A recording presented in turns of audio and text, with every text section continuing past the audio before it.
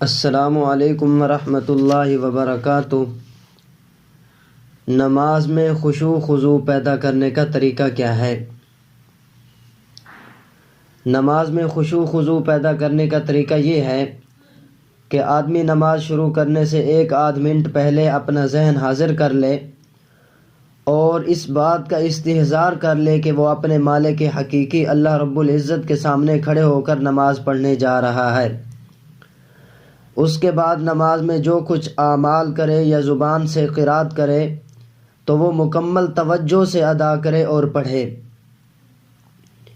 اور اگر کبھی غفلت کی وجہ سے ذہن میں دوسرے خیالات آنے شروع ہو جائیں تو ان خیالات کو دور کرنے کے بعد فوراً نماز کی طرف متوجہ ہو جائے۔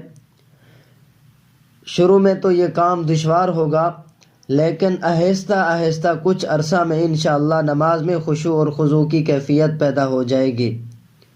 واللہ تعالی اعلم بالصواب۔